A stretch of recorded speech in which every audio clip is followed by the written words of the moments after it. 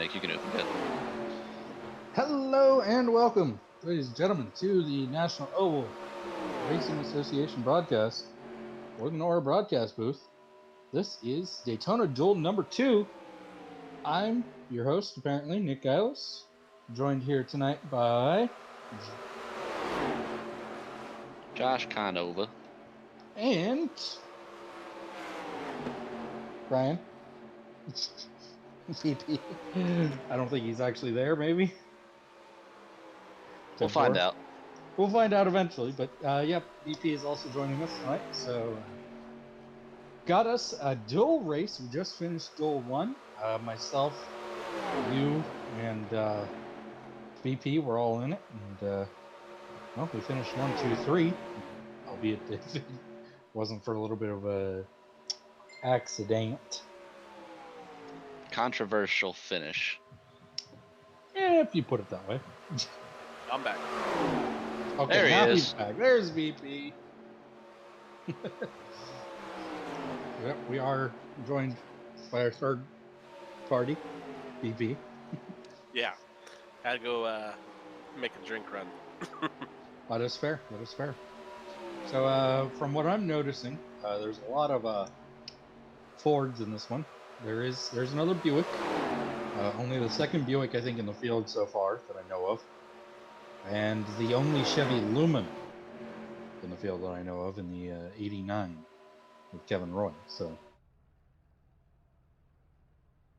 gonna be an interesting battle here. I think we're getting close to the start of this one. Yeah, just gonna do a quick meeting, let everybody know what's going on, and we'll go ahead and roll. As Ethan leaned into the wall off turn 4. And almost rolled that Buick. Dalton Tucker needs a new baby Ruth. Yeah. Some Kellogg's are involved there as well.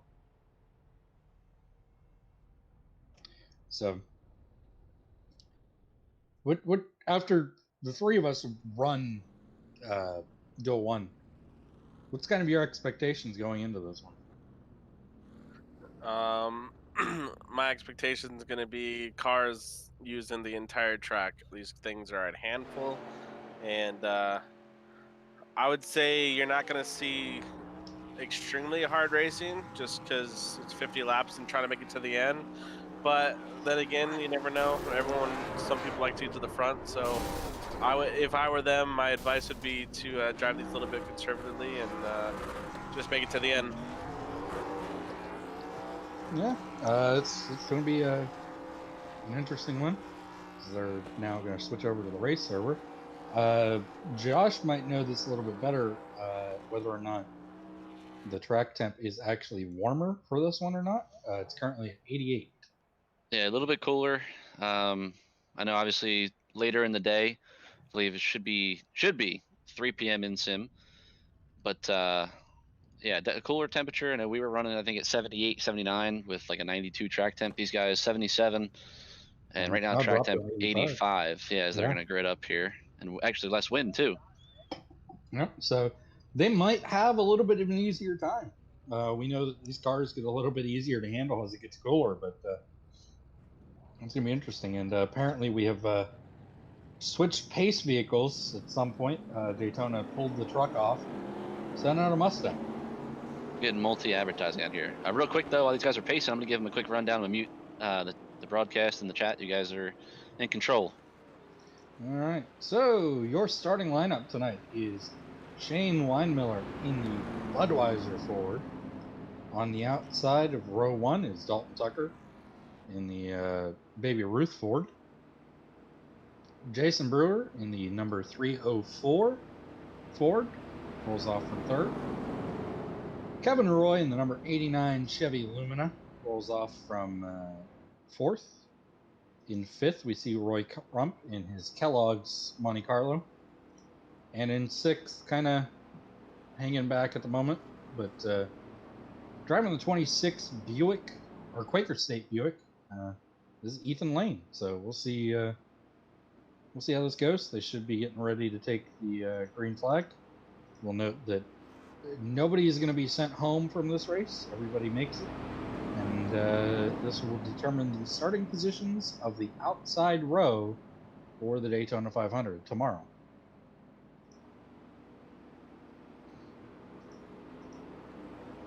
Well, I don't think there's too much more time left. The pace car is going to make a hard left turn to make it down onto pit road. He's going to leave these Fords and Chevys, singular Buick, and let them loose. And we are green for Duel 2 here at Daytona. And we're going to see some fireworks for sure, I think.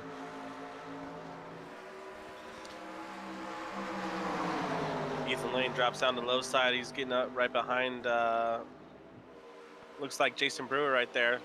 See if he can get a decent run or if he's going to try to hang back and play it safe.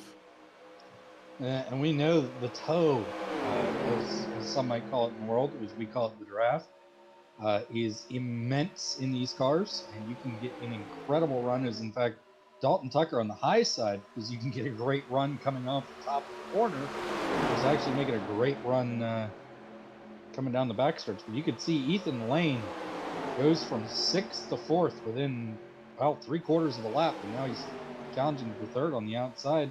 And Dalton Tucker looking to take the lead, not at the line, but we'll see if he can't take the lead from here. It looks like Shane's going to just back off and let him go. For lack of better words, he kind of said, I'd let a lap. You guys can have it. I'm satisfied for this dual race here today. I'm going to try and survive and finish. Yep. To note, if he does wreck that car, he will not get to start from 2nd place. So that is important that he does finish. Yeah, I mean, I kind of told him in the drivers meeting too. We had, I think, like I said, pre-race 21 or 22 paid and ready to go for tomorrow. And obviously they're supposed to be close to 10, just like we had in Duel 1 this one. But after all, it's a sim. Real life happens. Stuff comes up. So we're with 6, but I would expect these guys to still put on a good show. As you see, Ethan not going for the lead, but mainly, you want to see it go green and everybody finish, especially only starting 6, but. You're going to see a small preview of, what we're going to see tomorrow. Yeah, and I will say, Shane doesn't actually have to finish. He just has to not have a destroyed race car at the end of the race. Correct. So if he wanted to, he could just, hit pit road. Here as Dalton gets extremely loose, manages to hold on to it right in front of Shane. I don't think Shane wanted to see that in his front windshield. It almost looked like what Brian saw coming to the checkered in Duel 1. It's good to see you got released from the care center there, Brian, to join us in the booth. Yeah, it was the violent one, but we walked away. He drove away. He finished 3rd. Yeah. No, it wasn't exactly what we wanted, but coming across in 3rd and whether I made a move or not, I was going to finish there anyways, so I can't complain.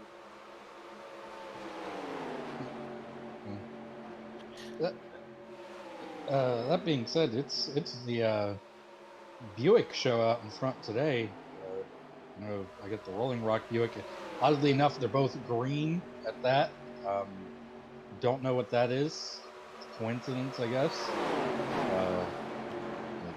It's Buick leading 2 Fords. And I don't even know if we had any. I think we'd had 1 or 2 Fords in the first race. Actually, I can confirm that real quick as I'm actually looking at the results.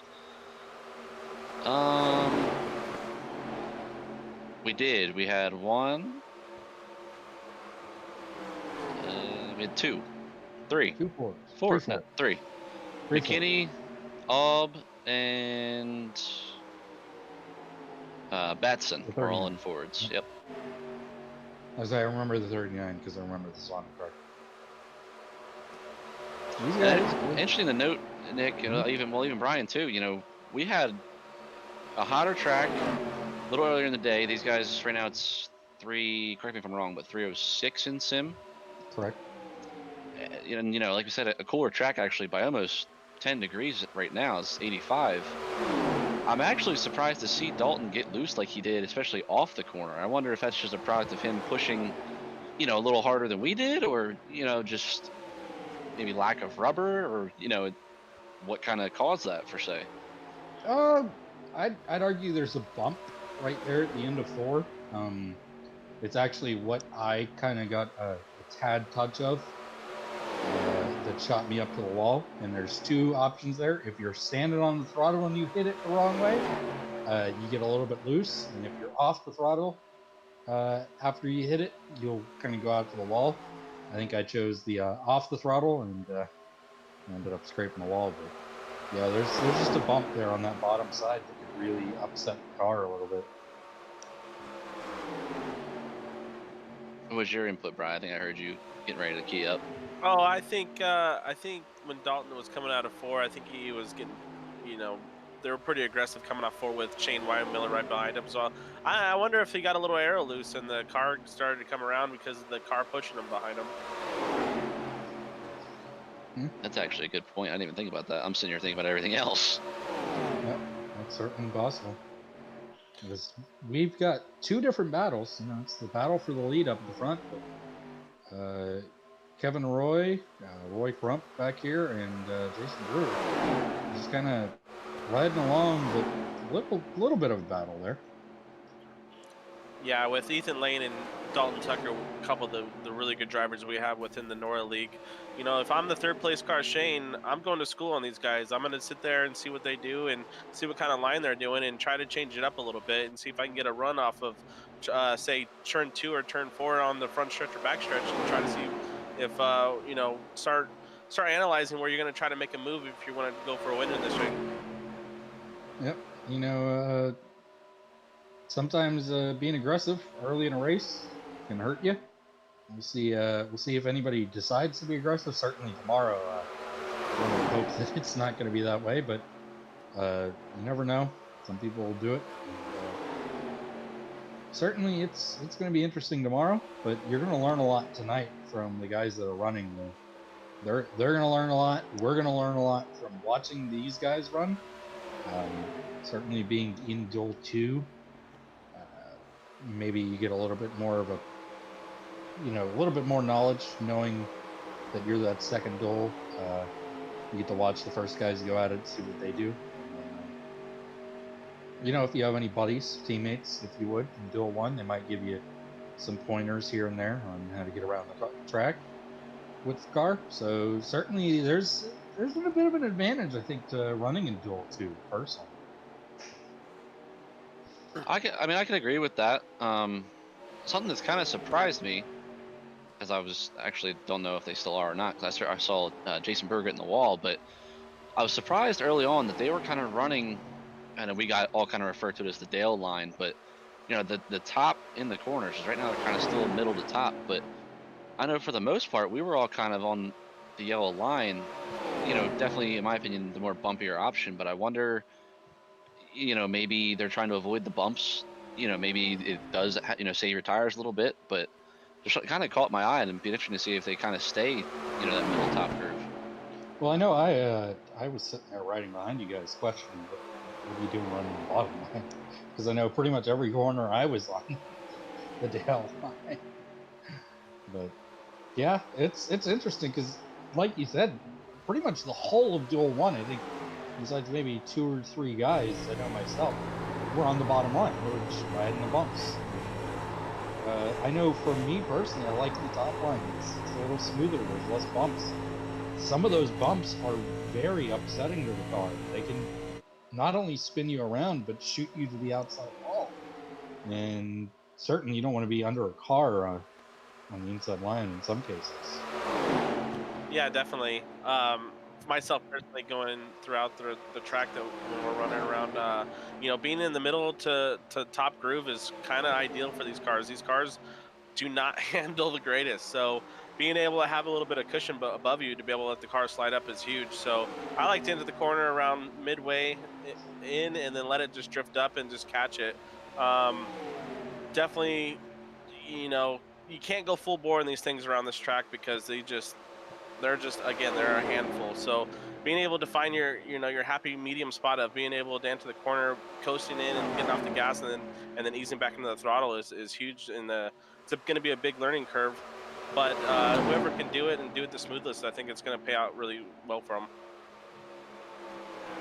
Yeah, and I think another interesting aspect of this race, we haven't seen a caution yet, and I don't know if we're going to at this point.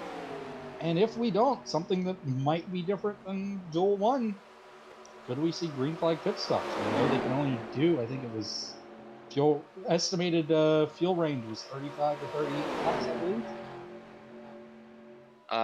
Yeah, depending on where I was in the draft, obviously in practice, but it was anywhere from I think like 37 like 0.2 to like 38.9 or something like that. So Yeah, I believe we said it was about 38 laps.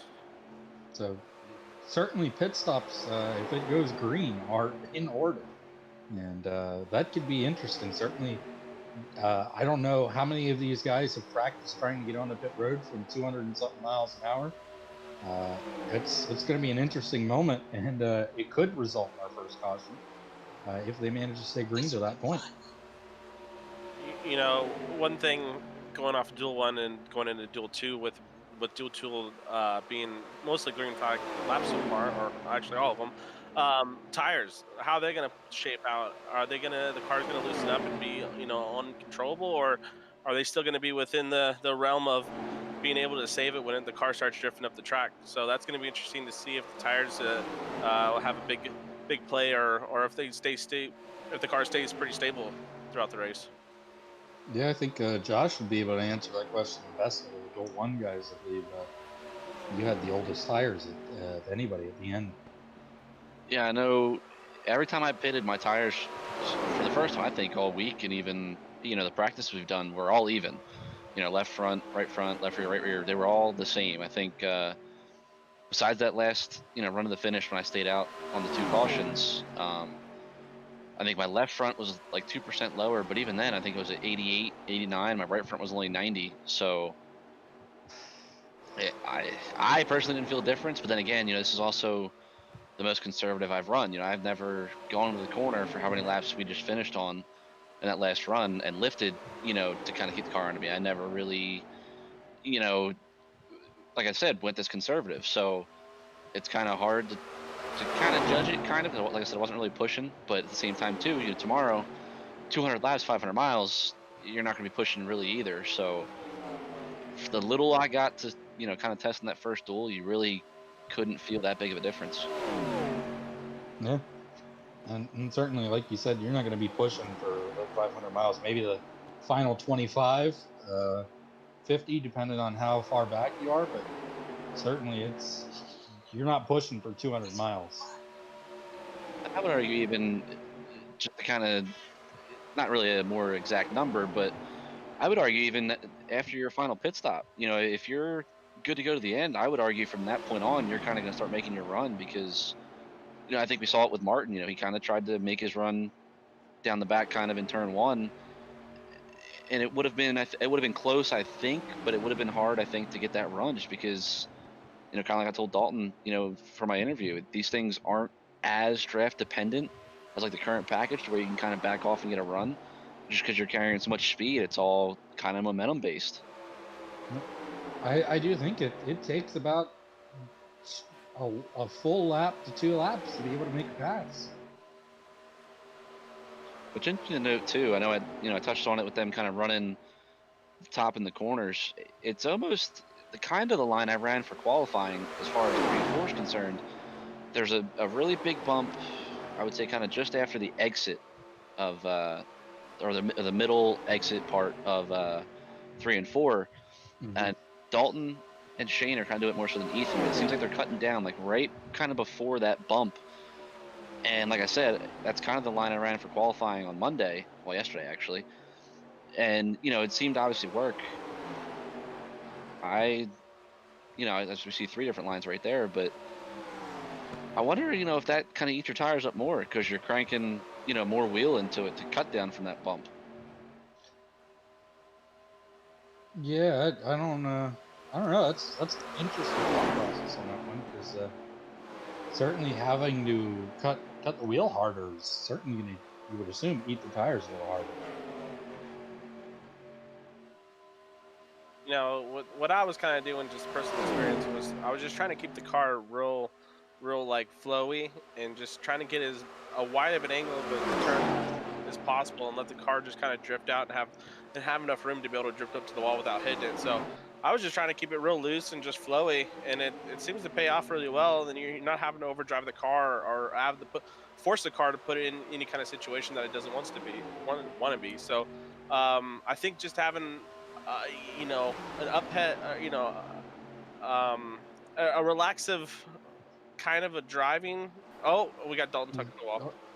I don't think that's going to really hurt him. It might cost him a spot, but these cars are sturdy. Certainly, he wasn't in it for long, and I don't think that's going to do really too much damage.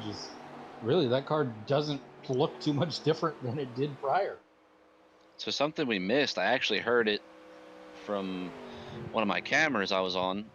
Kevin Roy, a couple laps ago off turn 4, looks like he just kind of drifted up the track, got into the wall, spins in front of Brewer, and actually ends up on his roof through the infield.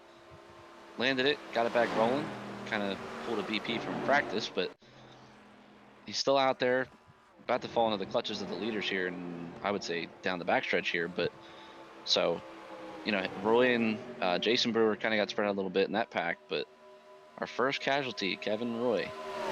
Yeah, and it does look like he's down on power too. I think he's was lucky he's doing 190 through the corners, slowing down, all the way down to like $180. And certainly, that's a lot slower than what you want to be going. Yeah, like I said, it looked like he kind of got loose. As I see, Alex kind of went back and found it, but it looked like he kind of got loose, and it just, I don't really want to call it this, but almost like a boat. They kind of just kept sliding and sliding, even though he kind of had it saved, and tapped the wall, got sideways in front of Brewer, and Brewer just couldn't check up in time, and I guess you could say T-boned him for, we'll call it what it is, and it just sent Kevin over. You see right there on the replay. Yeah. Well, there's not much you can do in that situation, but like I said with Dalton here, he's still holding just fine. Certainly, that damage, it's not affecting him. If there's really even any damage on that thing, these things are practically tanks. You need to be in a pretty heavy collision to really do some damage to them. So, real quick, just kind of looking at our grid, the worst off anybody that made this race will start will be 12th come tomorrow night. So, not necessarily the back, because obviously if everybody shows up, like I said, we'll have, I think it's a 20 some cars. But, with that being said, like I know one of the drivers that was scheduled here, Alex Edelman, he's like, I want to start in the back. And then Chad Engel missed tonight as well. You're not, granted, you are in the back because if there's only 20, 21 cars, but at the same time, you're really kind of almost putting yourself in the middle. In the middle, yeah. And I don't know that I want to be in the middle. Personally. No, I haven't really, I know you mentioned it before our duel started, but we haven't really looked at the weather, but I know we saw it just from Cody McKinney. Out front, kind of had, I think, like a 2/10 gap back to second, and he saw, us catching up and making a run, and he overdrove it in the corner and spun out. So I would argue no place is actually safe, but I would definitely either rather be leading or, maybe in that second pack.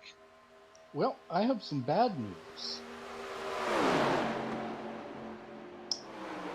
about tomorrow. What's up? It is going to be 79 miles an hour with winds up to 20 miles an hour. 79 degrees? 79 degrees, yes. I was going to say, man, we're going to have a hell of a push somewhere. We are going to be in a hurricane. No, so yeah, it's going to be hot. It's going to be humid because it's Daytona. And it says it's going to be mostly sunny. So... Yeah, well, welcome to Florida, ladies and gentlemen. Yeah, well, I think it depends on where you're looking, because I'm looking at 1 p.m., 76 degrees, 63 humidity, and only 10 wind. And then I was looking at the overall forecast for the day. I got you. Well, yeah, that's more specifically 1 p.m. tomorrow. But so right about what these guys are running now as far as temperature, humidity, a little bit more humidity, but more wind. These guys right now are like it's hovering from about 6 or 7 miles an hour, but so kind of the same conditions these guys will be having now. I would argue more rubber. Mm-hmm. Just we're Certainly gonna more rubber with 2 duels and no rain. yeah, which that's another thing too to kind of look at. Right now, 7% chance of rain, so that'll obviously clean the track off. But we'll keep an I eye don't on think it. it's gonna happen. I know it'll be interesting for sure. Even that little bit of wind difference, could be make or break kind of. So you never Oh yeah. truly know. And depending on where it's pushing, it could upset the car going into 1 or 3. Because you might have a whole head of steam extra than you were thinking you were going to have going into those corners, and all of a sudden the car doesn't handle going into those corners the same way.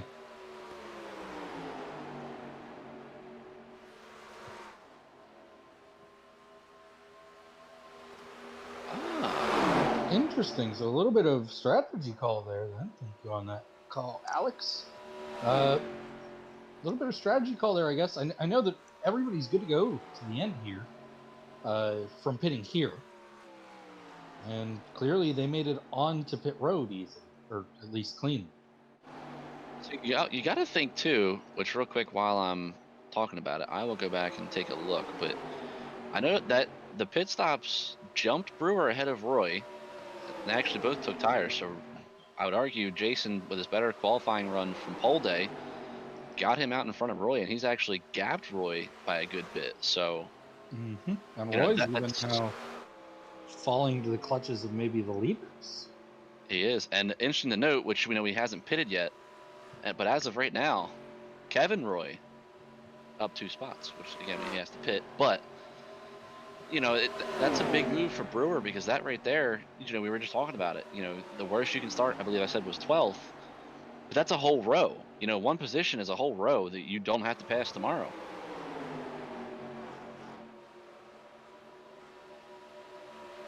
Absolutely, and certainly, if you don't have to pass somebody, that makes life a lot easier for you. But obviously, there's also 200 laps and certainly a lot of time for a lot of things to go wrong tomorrow as well. Which I think I've said it before. These cars are obviously different than what we normally are used to, but it seems to be once the green flag drops on the actual races and the season and stuff like that, guys kind of calm down. Like I said, I know these are a way different animal than anything we're used to, come our actual season, but I think guys will kind of calm down a little bit, knowing no fast repairs, 200 laps, a long race, and I think we'll be in for a treat tomorrow. I know I personally wouldn't mind these to be a more regular thing, but that's my personal opinion. I know other people hate that opinion, so we'll see how pit stops are going to affect this group, as they're actually all kind of right smack dab in the middle of Roy Crump here. Kind of just trying to run his line. Everybody looks like they're going to probably get around him with these. Yep, they handle getting into 3 and 4 pretty well, and they got to be coming close to getting to a pit stop, as Ethan is extremely loose off the pole there. But an excellent save. I wonder back, in the beginning with Dalton, maybe that was, the air. Like I said, we saw Dalton get loose with Shane behind him. And I mean, from what I've seen, Dalton, he's been, behind him, but not really tucked, as we like to call it. And it looked like he was kind of more so tucked right there than he has been all race. So we should see these guys come down within, 5, 6 laps maybe. So it'll be interesting to see, if it's going to change the order of the guys too, if they can get it mowed down, speeding penalties. Speeding penalty, I believe, is a 40-second hold. You're already on pit road for a good bit of time for tires and fuel. I would argue, with a flawless pit stop by, anybody, you could lose probably a lap or two, which will put you from, in this case, first, second, third to, I would argue, 5th or 6th. Absolutely, and I don't know about losing 2 laps, but certainly a lap if everybody else is running in the track. We're talking about speeds well over what they run nowadays. I think even today, by today's standards, I think the top speed in the draft is like 205, maybe up to 210. Dalton just drove off into 217 miles an hour. Yeah, riding on board. I'm riding on board with Shane. He's definitely lifting, which in the draft you had that luxury, especially again not as much I would say with the current package and stuff with the current Cup cars, to get that draft and kind of have it suck you back up as quick, but you can definitely lift a lot more if you're not out front, and you'll have the luxury of the draft to kind of pull you back in. But I know, like I said, especially off turn 4 that last time, he was lifting a good bit. So, we're getting closer to that window. They're coming to lap 36 this time, so we'll have to wait and see. I wouldn't really say it's a luxury being able to lift. I don't think you would survive if you didn't lift in these cars. Yeah, I mean everybody's different. I'm not saying we couldn't do it, but I know, like I believe you mentioned pre-race. Ethan and Dalton, or actually might have been Brian. I would argue 2 of the top guys we have in the league. If anybody could go in and not lift, I would say it's them 2. But I mean, anything can happen. But I think obviously if you can go in the corner and not lift and keep the car new, obviously you're gaining a lot of time because you're keeping your momentum, and obviously momentum equals speed. So if you wanted to kind of build a gap, the first couple laps, maybe you try not lifting, or especially after a pit stop. Maybe you lift normally, but you hit pit road, get freshies on, and maybe you don't lift for a lap or 2, like I said, and kind of maybe build a gap. As they're coming to start lap 37, so you got to assume they're all going to come together, I think, as I believe Ethan just came over the radio and announced he's coming this time. Yep, Ethan's coming in. So I would say that, they kind of pushed it as far as they could go. We said anywhere from about 35 to 38. So, again, I would argue they pushed it as far as they can go. As there's Dalton pitting too. So imagine all 3 coming together. But one thing for the rest of the field right now, we know Kevin obviously has damage, but Roy and Brewer relatively clean, but they are separated by, I would say, a corner. So, they're not going to be able to have the draft to kind of pull each other back. But let's see if these guys can get on pit road flawless. They're really risking it because if you come down and hit, I believe Ethan got a speeding penalty, and I don't think Dalton made it on legally. So I believe Ethan sped. Not sure yet. We'll have to wait and see, though. I know he came over the radio, but we'll wait and see. Because everybody's in their box. It's actually, they're all going fuel only, it looks like. Yeah, no tires. That's an interesting strategy call, and we'll see how that works. Here comes Kevin Roy. So we're still waiting. I know obviously Ethan was in first, then Dalton, and then Shane. Tell you what though, 23 gallons, I believe is what it is a lot to wait for. So Kevin's down and away. And both Roy Crump and Jason Brewer have gone around them for the lead, I believe. They were 2 down. Were they 2 down? I thought they were only 1. All right, so no speeding for Ethan. He's away. And Shane's away. So I believe Dalton got his penalty. Dalton, yep. Wow. No, you can't come down and hit that cone. I think that almost kind of sealed it. As Brewer, I believe he'll still be 1 down. See right here when he crosses the line. No, okay, so he's actually on the lead lap. So they should be back on the lead lap. They both are. Yep, but it's, well, yeah. They're going to be ahead of Dalton. But well, Dalton just left pit road. Yeah, but they've already gone past him. You almost got to wonder if that kind of seals it for Ethan, unless... I don't even think Shane's close enough, really, at this point. Yeah, I would argue if I'm Shane, it's a while back, but I would almost lift and let Brewer come get me and make a push here in these final 10 laps or so.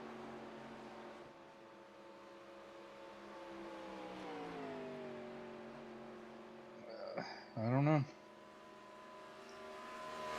It's gonna be Actually, Ethan may have taken less fuel. Again, we're not down with the drivers, but he just came over the scanner and mentioned he didn't think he did. I know Ethan also does like to play some head games, so we'll see how that goes. But potentially some fuel issues on the 26. Yeah, and we'll have to see. Obviously, if Shane can go run him down, I don't see it happening.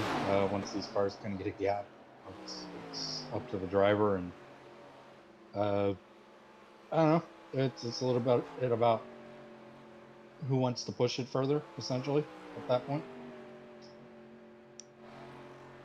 So I mentioned it though. Dalton running P2 that whole run would have put him, obviously if Shane can hang on, would have put him starting 6th. Loses 3 spots on pit road. Gonna finish what's looking like a 5th. All of a sudden he's 10th. Yeah, so like I said, just one mistake could cost him 3 rows. Yep. And that's where it's going to look like it's going to be. I think we're coming down to just 9 laps to go at this point. I think you're on 9 to go. So interesting here. Again, Ethan kind of called it out. Looking at lap times, I don't know if he's saving because of that or if, he's just kind of letting Shane catch back up. But he's definitely slowing Slower. down. He's 190 through the corner. Shane 200.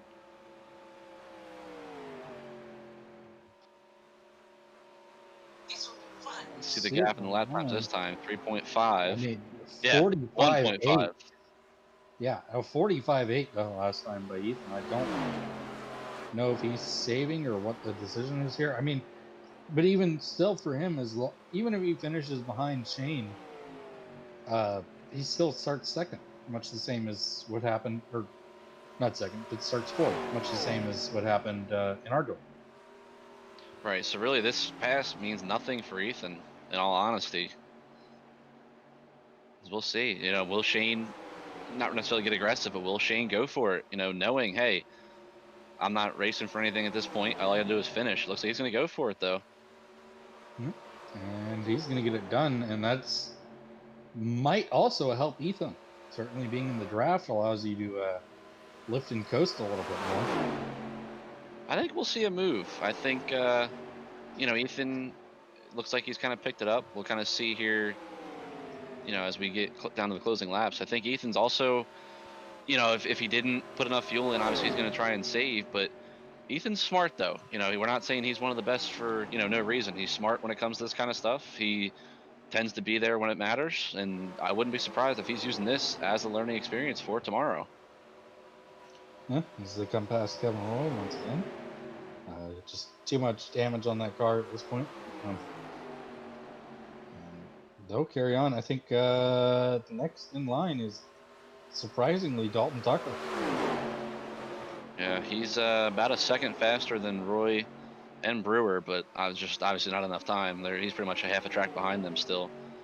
So it'll be, again, unless something happens here out of the ordinary, you're pretty much going to have to watch the top 2.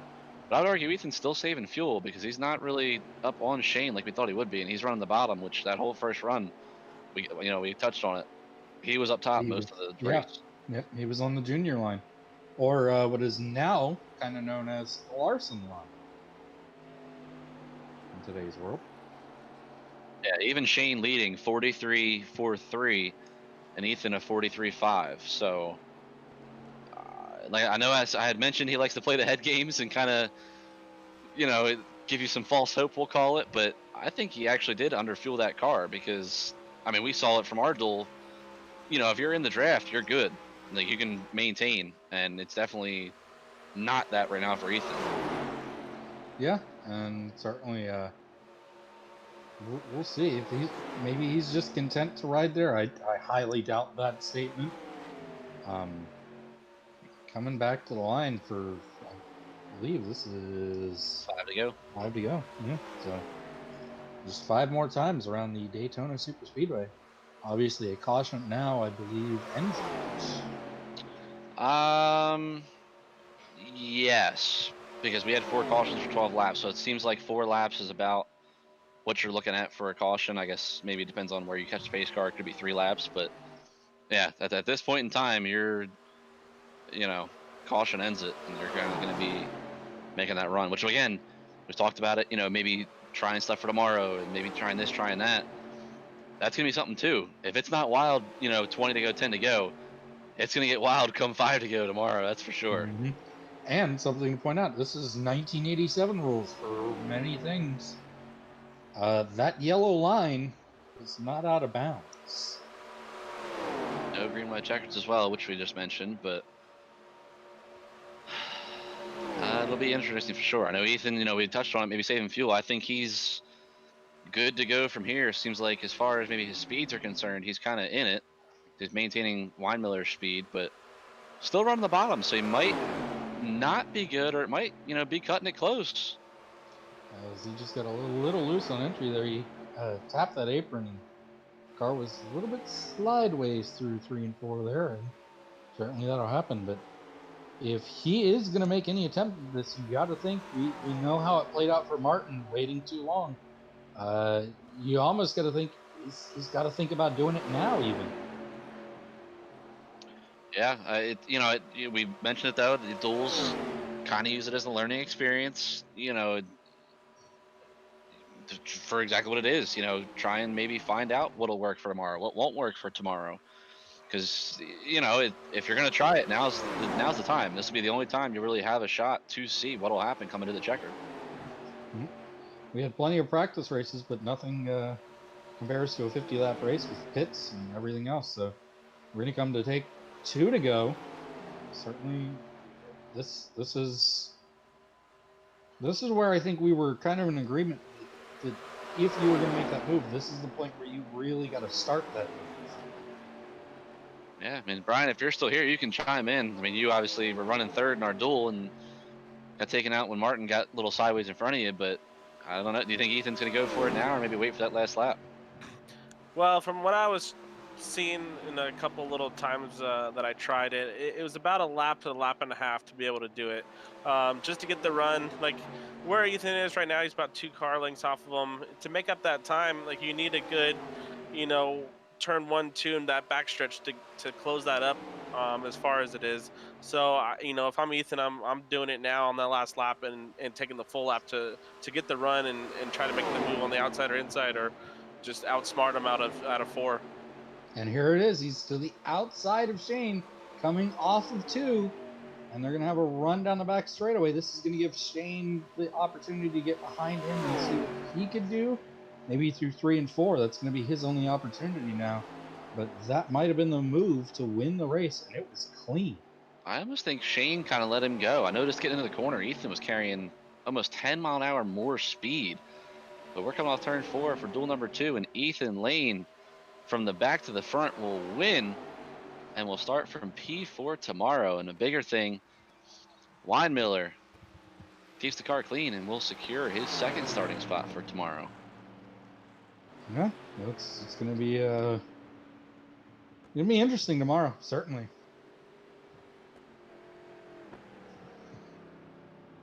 So we're waiting for the rest of the field. Brewer, I guess you could say kind of lucked out from Dalton's penalty, comes home third. And Roy Crump, yeah. As Dalton definitely caught Roy, but as I mentioned, just not enough time. Nope. And that's what it is. I really am surprised that Ethan didn't manage or didn't end up with a penalty on that one. But that was well. I guess it was a great job getting down. I really thought he was too fast on entry, but certainly managed to get it woed down.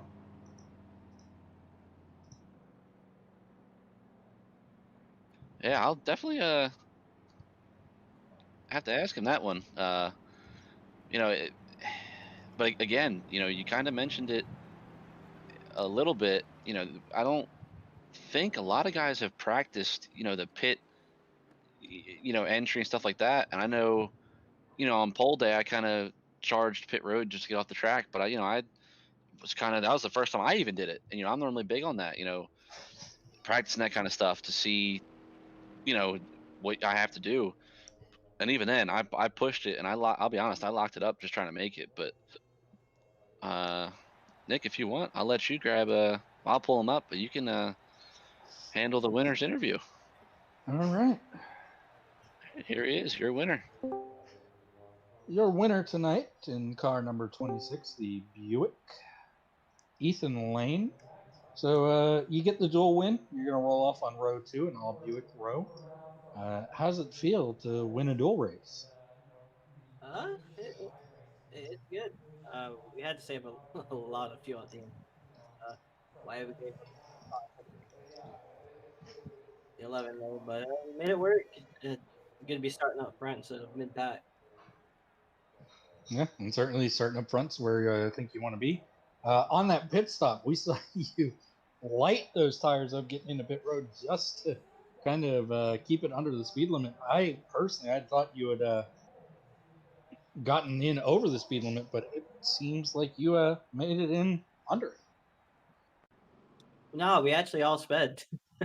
Really? That actually explains why there was no difference really there. I think We all sped on pit road, and I'm lucky everyone sped, or else it would have been costly for us because we'd just put another gallon and probably went there. But yeah, we got lucky with this one. Hopefully, we'll get lucky tomorrow night too.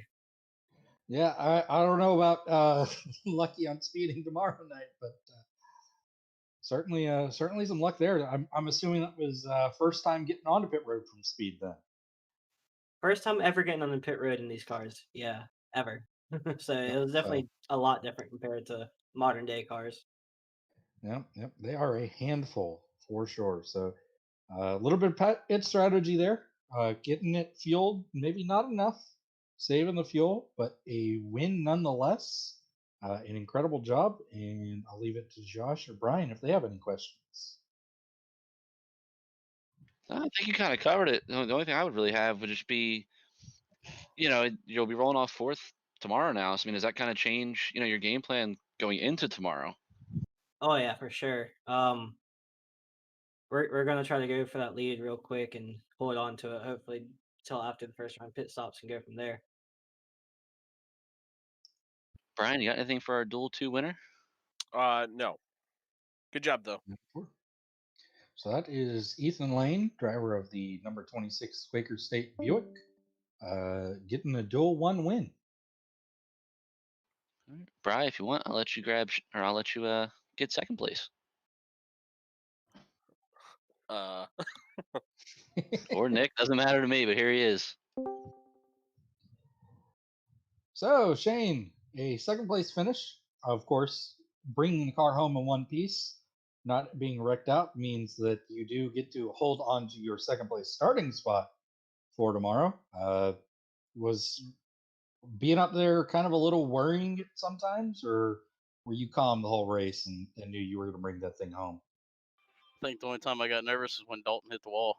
So that was a little hairy. But past that, no, it was fun. It was just riding around, learning a little bit. So I hear everybody sped onto pit road there in that last sequence of getting onto pit road. And I asked Ethan about it. Was that your first time getting onto pit road in these cars? besides practice, no. But I think I sped about every time in practice too. It's so hard to get those things wound down. It's crazy.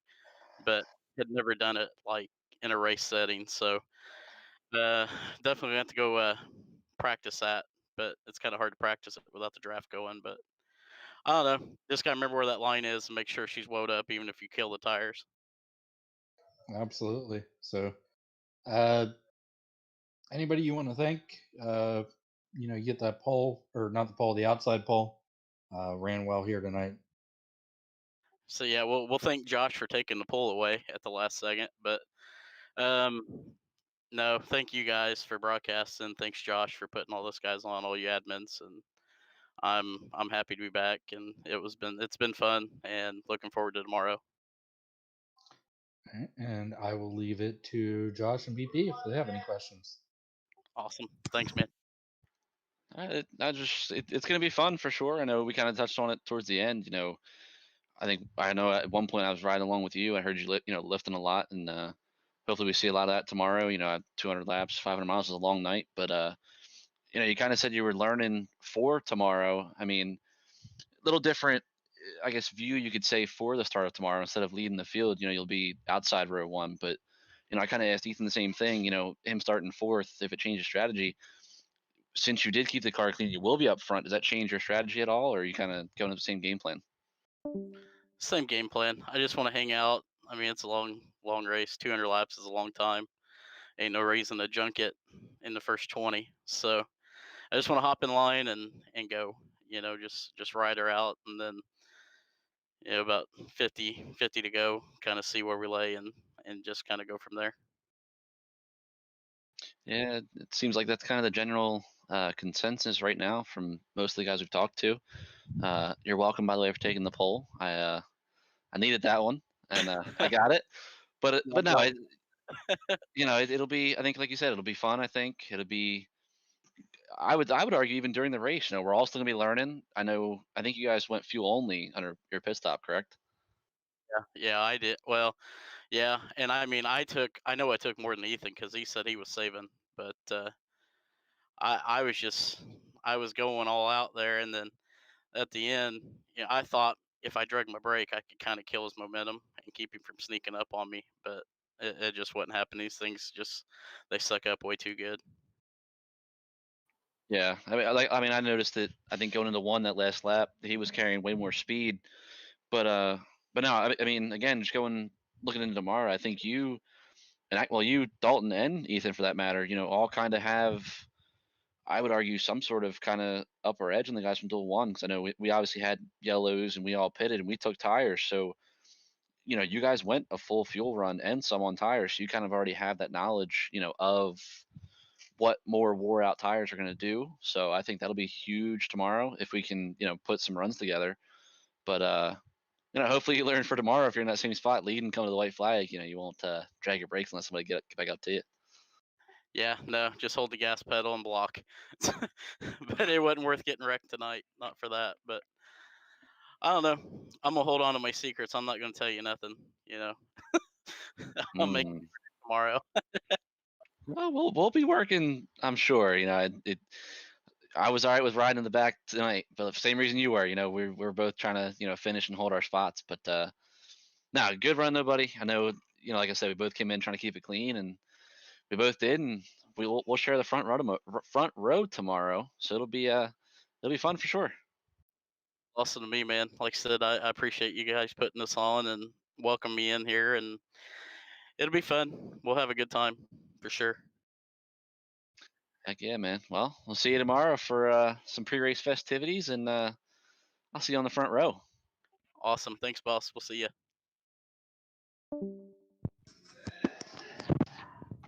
Good guy. Love Shane. Yep. Good guy. Awesome on track. Ethan too. Awesome on track. The guys will do anything for you. Dalton as well. Which I know Dalton's in the booth with us. He quickly got out of his car and was frustrated, but no, just love to get everybody's opinion. But I'm not gonna lie, Nick. I like how you're doing the interview, so I'm gonna grab third, Mr. Brewer, and you can start that one as well. 10-4. Jason Brewer, driver to the number 34 Ford. You brought it home third place tonight.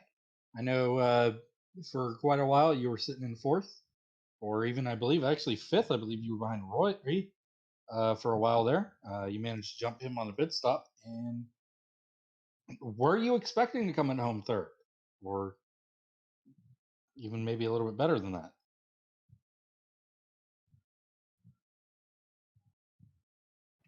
Is he here? Jason, you got a copy? Jason? Yeah, what'd you say? Oh, there he is. All right. So you brought it home third tonight. For a while there, I believe you were running fifth, and you managed to jump Roy on pit stops. And then once the rest of the field pitted, you brought it home third. Was that kind of where you were hoping to finish, or maybe was that kind of unexpected? Didn't really care, honestly. I have very limited experience in these cars, so I was just trying to get comfortable with the car and around cars, and that just was my main goal. So we didn't catch it on the broadcast, but I guess since you have limited experience, we've kind of asked everybody tonight whether or not it's their first time getting on pit road. I want to know if that was your first attempt at getting on a pit road in a race setting in these cars. Yeah, I've done a handful of officials here in these, but yeah, first time green flag. I probably come in way too cautious, but I really didn't have any trouble. Well, hey, cautious gets you home.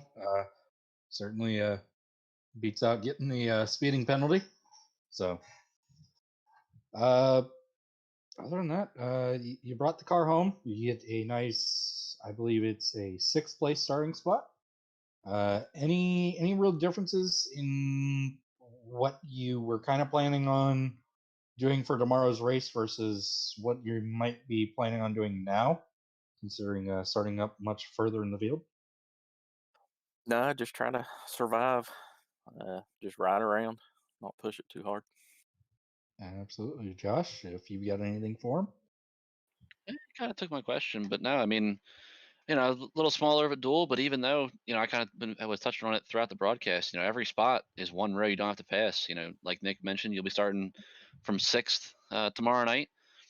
And, there's, like I kind of was talking to Shane and Ethan, it kind of sounds like everybody's in the same boat as far as, it's a long race. Anything can happen in 200 laps, 500 miles. So it seems like, we got a good group heading into tomorrow, and guys are going to kind of take it easy and, make sure they're there at the end of the 200 laps. But no, good run, man. I'm looking forward to tomorrow. It was a good finish for you. And, I mean, I know Nick asked Shane, but anybody you want to thank?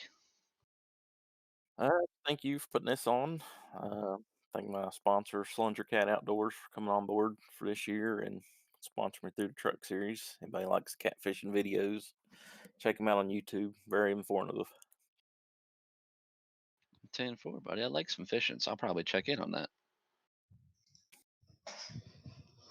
All in all, though, man, like I said, congrats, 3rd place, roll you off 6th tomorrow, and hopefully we'll see you a little early for some pre-race festivities. And good luck tomorrow, brother. Appreciate it. See you guys. I kind of want to bust the chopsticks here. Dalton, you got a copy? Yeah, I got you. How does it feel running 2nd the whole race? You come to pit road, something you're normally good at, and not only you, but everybody steps on it, as we call it, and you go from a top 6 starting spot to now rolling off 10th tomorrow. Well, I want to ask real quick to add on to that question. I'm assuming you got a unsafe pit entry penalty there as well. Yes. So we Mhm. all went in too fast. Ethan missed I didn't even know there was a cone there, but he missed the cone by just a little bit. I figured the farthest left you could go was the wall, and I hit the cone, and it gave me 30 more seconds. Yeah, see that's the thing. And we kind of asked Ethan and Shane the same thing. Did you practice it? That's going to be something key to watch tomorrow. I'm sure guys are used to the current Daytona layout to where, like you said, you can go to the wall. And, Yep. well, you got a cone out there. So, Yeah, I ended up going to the window. So yeah.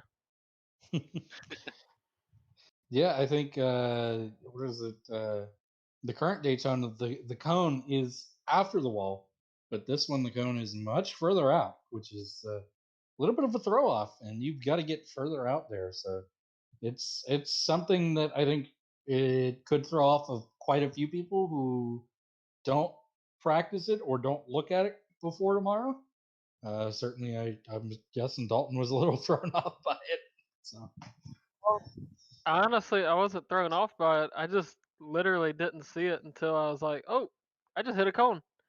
But I got speeding, and I got to my stall, and I was like, "Well, mine says 1:10 now, so I guess I hit something." Mhm. oh, you sent it flying. That was like a deer, runs out in front of your car last second. You can't stop, and you just send it flying across the road. I went back and looked at it again. Like I said, you sent that cone for a nice ride. You took out the orange cone, bud.